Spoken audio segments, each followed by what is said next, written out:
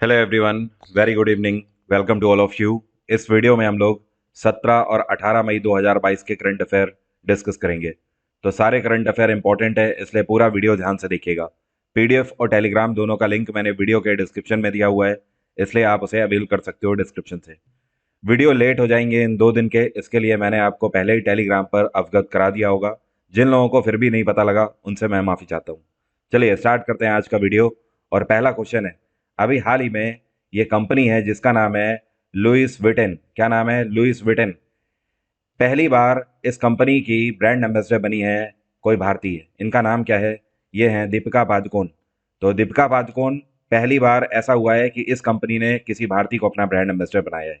ये कंपनी एक French company है और लग्जरी ब्रांड कंपनी है। मल्टीपल प्रोडक्ट्स इसके आते हैं, जैसे कि विमेंस बैग हो गए, इसके अलावा जैकेट्स हो गई, और भी कई सारे आइटम्स इसके आते हैं। अगला क्वेश्चन है, ये कौन सा राज्य है जहां पर इंडियन आर्मी के द्वारा गरीब बच्चों के लिए एक कोचिंग सेंटर की स्थापना करी जाएगी? तो भारतीय सेना स्थापना करने जा रही है मणिपुर के अंदर। एक जगह पड़ती है जिसको बोलते हैं विष्णुपुर। क्या बोलते हैं? विष्णुपुर डिस्ट्रिक्ट। इसके अंदर एक नया कोचिंग सेंटर खोलेगी, जिसके अंदर बच्चों को ऑल इंडिया कॉम्पिटिटिव टेस्ट की तैयारी कराई जाएगी, जैसे कि इंजीनियरिंग हो गए, मेडिकल एग्जाम्स हो गए, इनकी तैयारी कराई जाएगी। और इसका पहला बैच जुलाई के फर्स्ट वीक से स्टार्ट होने जा रहा है। इसके लिए इंडियन आर्मी एंट्रेंस टेस्ट लेगी और इसमें 50 बच्चों का बैच बनाया जाएगा। तो 50 स्टूडेंट्स को मौका मिलेगा, जहां पर free of cost Indian army इन बच्चों की तैयारी कराएगी ऑल इंडिया कॉम्पिटिटिव एग्जाम्स की। और यहाँ पर सवाल ये उठता है कि कौन सी यूनिट है इंडियन आर्मी की जो कि यहाँ पर बच्चों की तैयारी कराएगी? तो ये है red shield division. Red shield division. और इसका नेतृत्व कर रहे हैं मेजर जनरल नवीन सचदेवा। अगला क्वेश्चन है, जो आपको पिक्चर में देख रहे हैं, इनका नाम है फर्डिनेंड बोंगबोंग। क्या नाम है? Ferdinand Bongbong. इन्हीं को मर्कस जूनियर के नाम से भी जाना जाता है। ये अभी हाल ही में कौन से देश के राष्ट्रपति बने हैं? तो मर्कस जूनियर नए राष्ट्रपति बने हैं फिलीपींस के। और इनके पिता जो हैं, अभी तो वो इस दुनिया में नहीं है, उनका निधन हो चुका है। ये फिलीपींस के डिक्टेटर थे और इनका नाम था बोंगबोंग मार्कस। ठीक है। तो और रियलिटी अगर रियल में बोला जाए तो उनका नाम था फर्डिनेंड मार्कस। क्या नाम है? Ferdinand Marcus. तो क्योंकि इनका नाम फर्डिनेंड बोंगबोंग है, इस वजह से इनको मार्कस जूनियर के नाम से भी जाना जाता है, क्योंकि इनके पिता का नाम फर्डिनेंड मार्कस था। और अभी हाल ही में फिलीपींस के नए उपराष्ट्रपति भी बने हैं। इनका नाम है लेनी रॉबरेडो। यहाँ पर मैं लिख देता हूँ, लेनी रॉबरेडो। ये फिलीपींस के नए उपराष्ट्रपति बने हैं। और ध्यान रखना, फिलीपींस दुनिया का पहला ऐसा देश है जिसने अभी कुछ ही महीने पहले भारत सरकार के साथ पैक्ट साइन किया है कि फिलीपींस ब्रह्मोस मिसाइल भारत से खरीदेगा। तो फिलीपींस दुनिया का पहला ऐसा बायर है जिसने हिंदुस्तान के साथ पैक्ट साइन किया है और हमसे ये ब्रह्मोस मिसाइल खरीद रहे हैं। ब्रह्मोस मिसाइल भारत में बनाई जाती है इंडो रशिया जॉइंट वेंचर के तहत। फिलीपींस की कैपिटल है मनीला, थाईलैंड की कैपिटल है बैंकॉक, मलेशिया की कैपिटल है कुआलालंपुर और सिंगापुर की कैपिटल है सिंगापुर सिटी। अगला क्वेश्चन है, ये कौन सा देश है जिसने रिप्लेस कर दिया है रशिया को United Nations human right council में? तो अभी यूनाइटेड नेशंस में एक वोटिंग कराई गई और उस वोटिंग में 157 कंट्रीज ने वोट किया है कि रशिया को हटा देना चाहिए United Nations human right council से। और टोटल अगर बात करी जाए तो 193 देशों ने यहाँ पर वोटिंग करी है, जिसमें से 157 का मत था कि रशिया को हटा देना चाहिए। तो रशिया को हटा दिया है और रिप्लेस किसने किया है? तो ये है चेक रिपब्लिक। रशिया की जगह पर चेक रिपब्लिक को United Nations human right council का मेंबर बनाया गया है। और ऐसा इस वजह से हुआ है, आपको पता ही है, यूक्रेन रशिया वॉर की वजह से। यूनाइटेड नेशंस की स्थापना 1945 में करी गई थी। इसका हेडक्वार्टर है न्यूयॉर्क और इसके प्रेसिडेंट हैं एंटोनियो गुतरेस। क्या नाम है? Antonio Guterres. चेक रिपब्लिक की कैपिटल है प्राग, ऑस्ट्रिया की कैपिटल है वियना, और बेलारूस की कैपिटल है मिन्स्क, और यूक्रेन की कैपिटल है कीव। अगला क्वेश्चन है, ये अभी हाल ही में ईशा सिंह के साथ ये कौन से खिलाड़ी हैं जिन्होंने international shooting sports federation junior world cup में भारत के लिए गोल्ड जीता है मिक्स्ड टीम पिस्टल इवेंट में? तो ईशा सिंह तो एक ही हैं और इनके साथ हैं ये सौरभ चौधरी। तो सौरभ चौधरी और ईशा सिंह दोनों ने गोल्ड जीता है भारत के लिए मिक्स्ड टीम पिस्टल इवेंट में। इसके अलावा आपको ध्यान रखना है दो और खिलाड़ी हैं, एक हैं पलक और साथ में इनके सरबजोत सिंह। क्या नाम है? सरबजोत सिंह। तो इन दोनों की टीम ने मिलकर सिल्वर मेडल जीता है। अगर आपसे पूछा जाए इस बार आईएसएसएफ जूनियर वर्ल्ड कप में भारत ने टोटल कितने मेडल जीते हैं, तो 10 मेडल हमने जीते हैं, जिसमें से 4 गोल्ड है।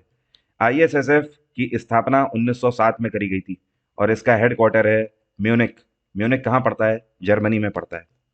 और इस बार का ये इवेंट कहाँ पर खेला गया, तो ये भी इस बार जर्मनी में ही खेला गया है, लेकिन शहर का नाम है सूल। क्या बोलते हैं? सूल। सूल में खेला गया। अगला क्वेश्चन है जो आपको पिक्चर में दिख रहे हैं, ये है पद्मश्री डॉक्टर रमाकांत शुक्ला। इनका अभी हाल ही में निधन हो गया। ये कौन सी भाषा के विद्वान थे? तो ये विद्वान थे हिंदी और संस्कृत भाषा के। अभी हाल ही में इनका निधन हो गया और भारत सरकार के द्वारा 2013 में इनको पद्मश्री से सम्मानित किया गया था लिटरेचर में उत्कृष्ट कार्य करने के लिए। तो ध्यान रखिएगा नाम डॉक्टर रमाकांत शुक्ला, और लैंग्वेज भी ध्यान रखिएगा हिंदी और संस्कृत।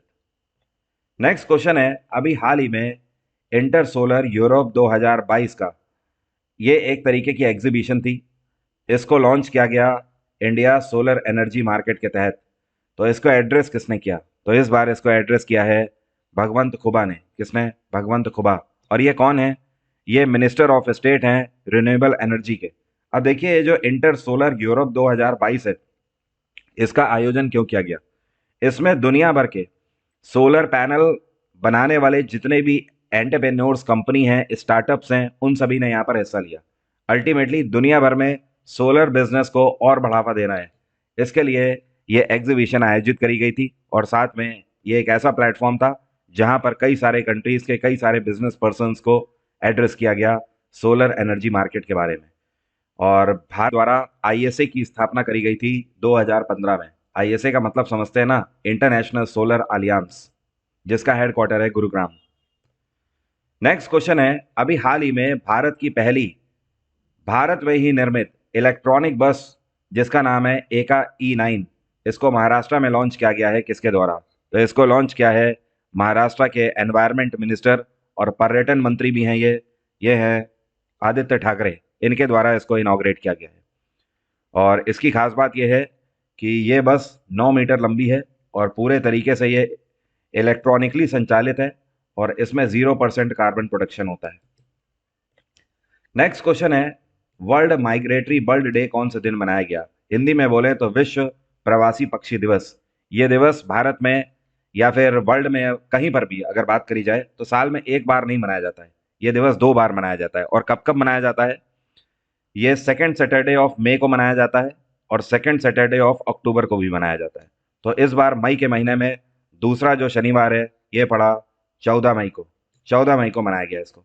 और 2022 की थीम थी impact of light pollution on migratory bird. इसका मेन मतलब ये है कि हम जो हमारे माइग्रेटरी बर्ड्स हैं उनके लिए कहीं ना कहीं पॉल्यूशन का ख्याल रखें, कि पॉल्यूशन इतना ज़्यादा ना फैलाएं कि हर साल लाखों माइग्रेटरी बर्ड्स जो हैं वो कहीं ना कहीं डेड हो जाते हैं। इसके अलावा इस साल जो अक्टूबर में डेट पड़ेगी ये होगी 8 अक्टूबर। 8 अक्टूबर को भी ये दिवस हम लोग मनाएंगे। 8 अक्टूबर को वैसे इंडियन एयरफोर्स डे भी मनाया जाता है। ये कौन सी कंपनी है जिसने अभी हाल ही में फोर्ब्स ग्लोबल 2000 लिस्ट को टॉप किया है? तो फोर्ब्स ग्लोबल 2000 लिस्ट को टॉप किया है, ये कंपनी है बेर्कशायर हैथवे। क्या नाम है? बेर्कशायर हैथवे।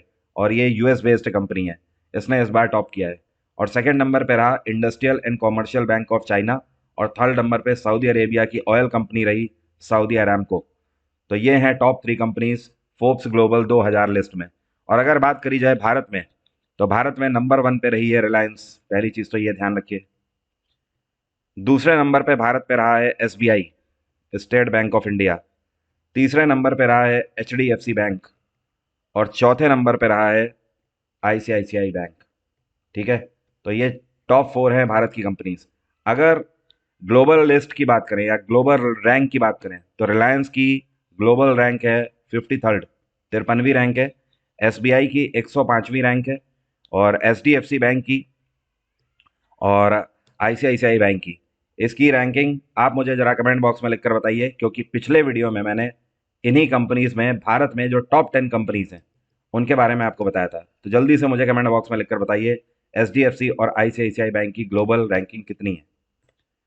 अगला क्वेश्चन है, अभी हाल ही में बुद्धा जयंती का ये संस्करण जो मनाया गया, ये 2566वां संस्करण था। तो इसके लिए प्रधानमंत्री नरेंद्र मोदी ने कौन से देश को विजिट किया? तो पीएम नरेंद्र मोदी को बुलाया गया था इस बार चीफ गेस्ट के रूप में। कहां पर? तो ये देश है नेपाल। नेपाल की यात्रा करी प्रधानमंत्री नरेंद्र मोदी ने और भगवान बुद्ध की 2566वीं बर्थ एनिवर्सरी मनाई गई। और यहां पर अगर आपसे पूछा जाए कि पीएम नरेंद्र मोदी ने कौन से मंदिर को विजिट किया, तो इस मंदिर का नाम है माया देवी टेम्पल। क्या नाम है? माया देवी टेम्पल। इस दिन को बुद्ध पूर्णिमा के रूप में भी जाना जाता है। और आपको पता है बहुत सारे ऐसे एशियाई देश हैं जो कि बुद्धा जयंती मनाते हैं, या फिर आप बोल सकते हो बुद्ध पूर्णिमा मनाते हैं। इनमें और भी कंट्रीज हैं, जैसे कि चाइना में भी ये मनाया जाता है, इंडोनेशिया हो गया, तिब्बत हो गया, Japan, Burma, Thailand, Nepal, Bhutan, Cambodia, इन सभी कंट्रीज में इसको मनाया जाता है। जब मैं आपको प्राचीन भारत के बारे में पढ़ाता हूँ तो वहाँ पर जैनिज्म और बौद्धिज्म के बारे में भी पढ़ाता हूँ।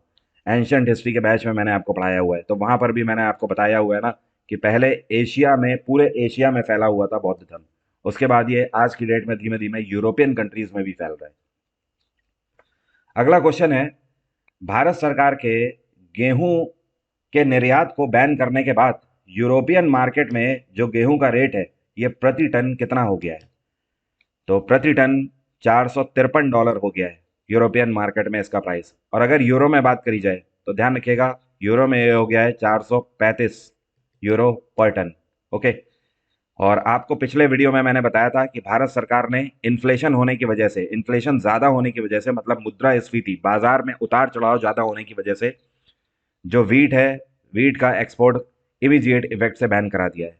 इतना ही नहीं, अभी कुछ टाइम पहले, करीब 3 महीने पहले ही इंडोनेशिया ने पाल्म ऑयल के भी निर्यात को इसी वजह से बंद करा दिया था कि वहां पर भी इन्फ्लेशन ज़्यादा देखने को मिला था इस वजह से। अगला क्वेश्चन है, प्रधानमंत्री गरीब कल्याण अन्न योजना को अगले कितने महीनों के लिए बढ़ा दिया गया है? तो सरकार के द्वारा इसको अगले 6 महीने के लिए बढ़ा दिया गया है और अब ये सितंबर 2022 तक ये योजना चलेगी। आपको पता है ये योजना अप्रैल 2020 में लागू करी गई थी, जिसके तहत जो गरीब वर्ग है, जो गरीबी रेखा के नीचे हैं, उनको सरकार की तरफ से राशन दिया जाता है हर महीने का। कोविड पैंडेमिक की वजह से इसको लॉन्च किया गया था और ये इस स्कीम का 5वां फेज है जो कि खत्म हो गया है मार्च में। तो इसका मतलब अब कौन सा फेज स्टार्ट हो रहा है? अब 6वां फेज स्टार्ट हो रहा है और इस फेज के लिए 80,000 करोड़ रुपए आवंटित किए गए हैं। मतलब अगले 6 महीने के लिए जो बजट आवंटित किया गया है, ये 80,000 करोड़ का बजट आवंटित किया गया है। और पिछले 5 फेज, अगर बोला जाए अप्रैल 2020 से लेकर मार्च 2022 तक कितना पैसा लग चुका है, तो अभी तक इसमें 260 लाख करोड़ खर्च हो चुका है। कितना? 260 लाख करोड़। और इस फेज के लिए 80,000 करोड़ आवंटित किए गए हैं। अगला क्वेश्चन है, अभी हाल ही में ये कौन से ऑस्ट्रेलियन क्रिकेटर हैं जिनका कार दुर्घटना में निधन हो गया? तो कार एक्सीडेंट में निधन हो गया है एंड्रयू साइमंड्स का। इन्होंने डेब्यू किया था 1998 में और इंटरनेशनल क्रिकेट में इनका करियर रहा है 2009 तक। ऑलराउंडर की हैसियत से इन्होंने हमेशा क्रिकेट खेला है और काफ़ी बड़े प्लेयर रहे हैं अपने टाइम के। 46 वर्ष की उम्र में इनका निधन हो गया। नेक्स्ट क्वेश्चन है, ये कौन सा शहर है जहां पर भारत का पहला अमृत सरोवर अभी हाल ही में इनॉग्रेट किया गया है? तो अमृत सरोवर बोलते कैसे हैं समझ लीजिए। ये मैन मेड पॉन्ड है, मतलब बनाया हुआ तालाब है, या फिर आप बोल सकते हो आर्टिफिशियल पॉन्ड है। जगह जगह पर अलग अलग तरीके से इसका यूज़ किया जाएगा।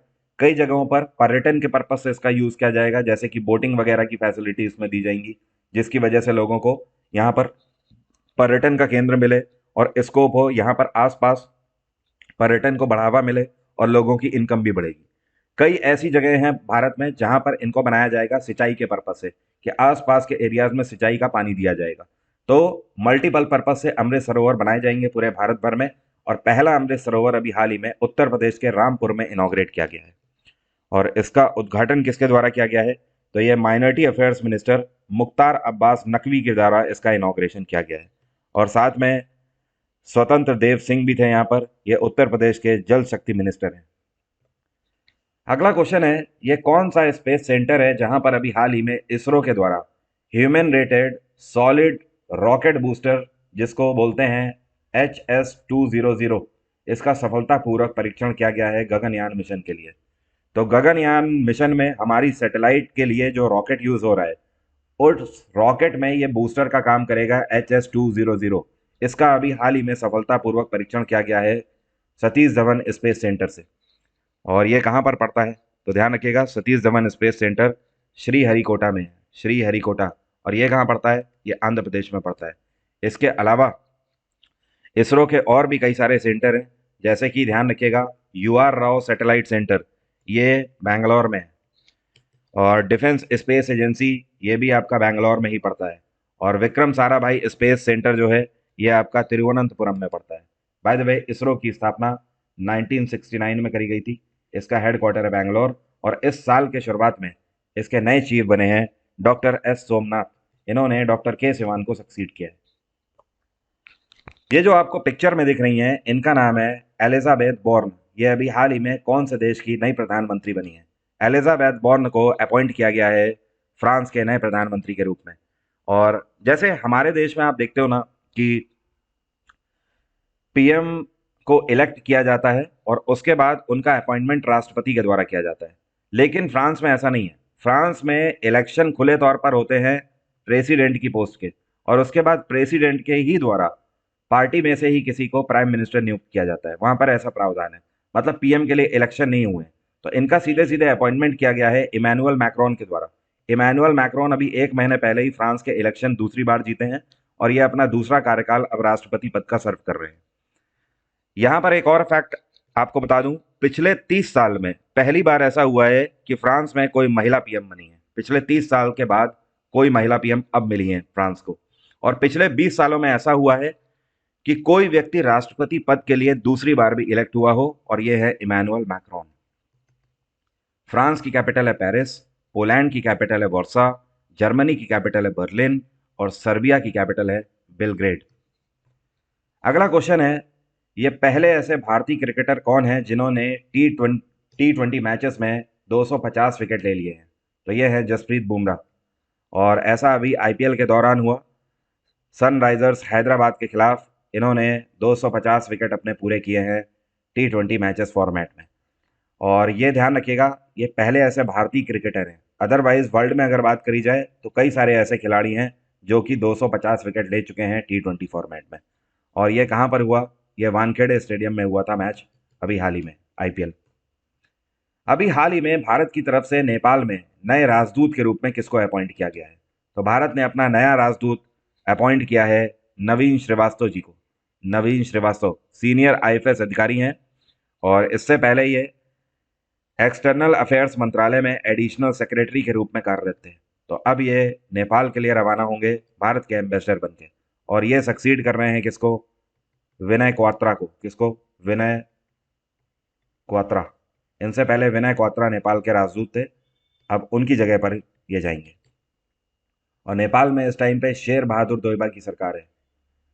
अगला क्वेश्चन है, ये मोस्ट इंपॉर्टेंट क्वेश्चन है। अभी हाल ही में 2022 का उबेर कप कौन से देश ने जीता है? तो इस बार उबेर कप जीता है साउथ कोरिया ने। किसमें? South Korea. और साउथ कोरिया ने फाइनल में किसको हराया? चाइना को हराया साउथ कोरिया ने।